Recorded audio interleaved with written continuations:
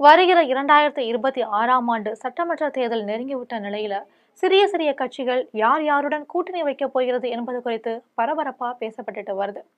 அந்த வகையில தமிழகத்தில் உள்ள அனைத்து சிறிய கட்சிகளும் என்ன முடிவு எடுத்திருக்காங்கிறது குறித்து ஜெம் தொலைக்காட்சி வழங்கும் சிறப்பு செய்தி தொகுப்பை பார்க்கலாம்.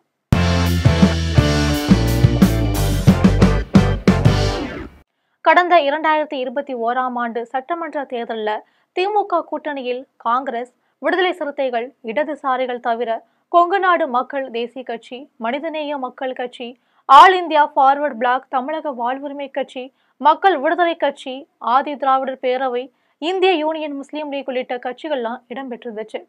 இது மட்டும் இல்லாம மனிதநேய ஜனநாயக கட்சி, இந்திய தௌஹீத் ஜமாத், தமிழக மக்கள் முன்னணி போன்ற கட்சிகளும் திமுக கூட்டணிக்கு ஆதரவு தெரிவிச்சாங்க. அதிமுக கூட்டணியில பாரதிய ஜனதா கட்சி, பாட்டாளி மக்கள் கட்சி, தமிழ் மாநில காங்கிரஸ் தவிர என்ஆர் தனபாலன் தலைமையிலான பெருந்தலைவர் மக்கள் கட்சி, ஜான் பாண்டியன் தலைமையிலான தமிழக மக்கள் முன்னேற்ற கழகம், புரட்சி பாரதம் புதிய நீதி கட்சி, தமிழ் மாநில முஸ்லீம் லீக், இந்திய தேசிய குடியரசு கட்சின்னு அதிமுகவுல கூட்டணியில இருந்தாங்க.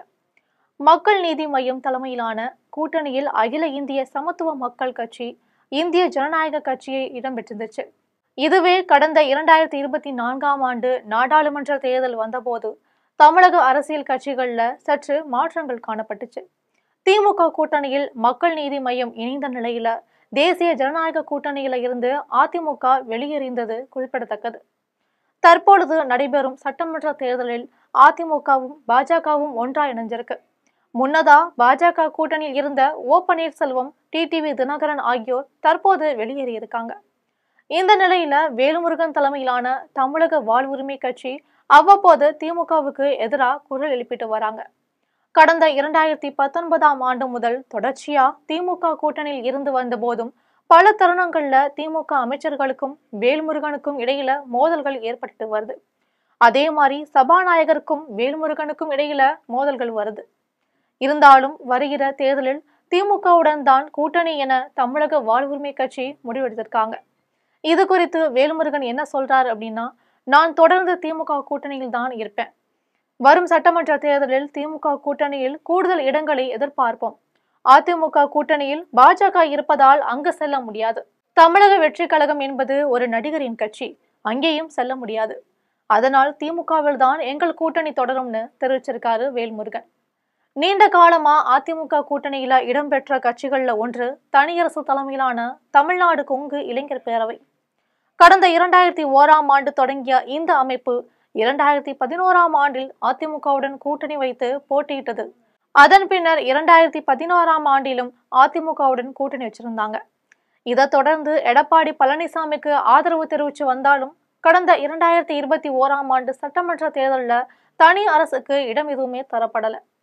முன்னதா அதிமுக கூட்டணியில் இருந்த தமிழ்நாடு கொங்கு பேரவை வருகிற தேர்தலில் திமுக கூட்டணியில இணையலாம்னு சொல்லப்படுது. இது குறித்து தனி அரசு பேசும்போது, நான் முதலமைச்சரை சந்தித்து விட்டு வந்திருக்கேன். இந்த முறை திமுக கூட்டணியில் தான் இடம்பெற விரும்புகிறேன்னு தெரிவிச்சிருக்காரு. ஏற்கனவே திமுக பக்கம் கொங்குநாடு மக்கள் தேசிய கட்சி இருக்கும் நிலையில மேலும் ஒரு கொங்கு பகுதி கட்சியும் அதே கூட்டணியில இடம்பெற முடியுமா என கேட்டபோது அவர்களோடு எங்களுக்கு எந்த முரண்பாடும் கிடையாது, அதனால கூட்டணியில இடம்பெற முடியும்னு நான் உறுதியா நம்புறேன்னு தெரிவிச்சிருக்காரு. இது இரண்டுக்கும் இடையே கடந்த 2016ஆம் ஆண்டில் மனிதநேய மக்கள் கட்சியில் இருந்து தனியா பிரிந்து தமிமுன் அன்சாரி தலைமையில மனிதநேய ஜனநாயக கட்சி உருவானுச்சு. 2016ஆம் ஆண்டுல நடந்த தேர்தலில் இந்த கட்சி அதிமுகவுக்கு ஆதரவு தெரிவிச்சாங்க. ஜெயலலிதா மறைவுக்கு பிறகும் அதிமுகவுக்கு ஆதரவு வந்துச்சு. ஆனால் கடந்த 2019ஆம் ஆண்டுல அதிமுக பாஜகவுடன் கூட்டணி உருவான பிறகு அந்த கூட்டணியில் இருந்து தமிமுன் அன்சாரி விலகிட்டாரு. இவரும் தற்பொழுது அதிமுகவில் இருந்து விலகி திமுகவில் இணைய போவதா தெரியுது.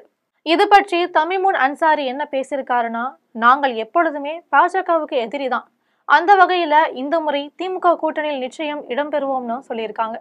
கிருஷ்ணசாமி தலைமையிலான புதிய தமிழகம் கட்சி கடந்த 2016ஆம் ஆண்டு சட்டமன்ற தேர்தலில் திமுக கூட்டணியில் இடம்பெற்று 4 இடங்கள்ல போட்டியிட்டுச்சு. இதற்கு அப்புறம் 2019ஆம் ஆண்டு நாடாளுமன்ற தேர்தலில் அதிமுக கூட்டணியில் இடம்பெற்றுச்சு.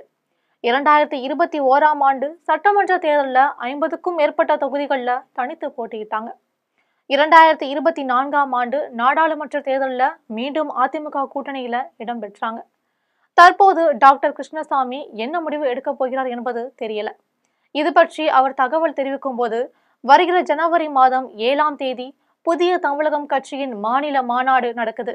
அதற்கு பிறகு எங்கள் கூட்டணி தொடர்பான நிலைப்பாட்டை தெரிவிப்போம்னு தெரிவிச்சிருக்காரு. ஜான் பாண்டியன் தலைமையிலான தமிழக மக்கள் முன்னேற்ற கழகம் கடந்த 2000ஆம் ஆண்டு உருவானுச்சு. 2001ஆம் ஆண்டு தேர்தலில் அதிமுக கூட்டணியிலும், 2011ஆம் ஆண்டு மற்றும் 2016ஆம் ஆண்டு தேர்தலில் சுயேட்சையாவும் ஜான் பாண்டியன் போட்டியிட்டார். இதற்கு பிறகு 2017ஆம் ஆண்டு தேசிய ஜனநாயக கூட்டணியில இணைஞ்சார். இதற்கு பிறகு அதிமுகவில் இருந்து விலகிட்டார். 2024ஆம் ஆண்டு பாஜக கூட்டணியில இடம்பெற்று தென்காசி நாடாளுமன்ற தொகுதியில போட்டியிட்டு தோல்வி அடைஞ்சார். இப்பொழுதும் ஜான் பாண்டியன் தேசிய ஜனநாயக கூட்டணியில தான் தொடர்றாரு. இது பற்றி அவர் கருத்து தெரிவிக்கும் போது, நாங்கள் எப்போதும் தேசிய ஜனநாயக கூட்டணியில் தான் தொடர்வோம். சட்டமன்ற தேர்தல் நெருங்கும் பொழுது அடுத்த கட்ட முடிவு பற்றி தெரிவிப்போம்னு சொல்லியிருக்காரு. SDPI எனப்படும் socialist democratic party of India கட்சியின் மாநில தலைவர் முபாரக் அதிமுகவிலும் அம்மா மக்கள் முன்னேற்ற கழகத்திலும் கூட்டம் வச்சிருந்தது. சில தேர்தல்களில் தனித்தும் போட்டியிட்டாங்க. இந்த நிலையில பாரதிய ஜனதா கட்சியுடன் அதிமுக கூட்டணி வச்சிருப்பதால SDPI கட்சி திமுகவை ஆதரிக்கும்னு சொல்லப்படுது. வருகிற சட்டமன்ற தேர்தலில் இது போன்ற சிறிய சிறிய கட்சிகள் பெரும்பாலும் திமுகவுடன் கூட்டணி வைக்க விரும்புது.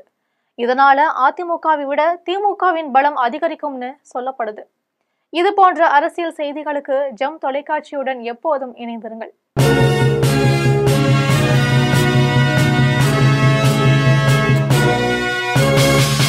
உடனுக்குடன் அப்டேட் தெரிந்து கொள்ள ஜெம் டிவி தமிழ் ஆப்பை இன்ஸ்டால் செய்யவும்.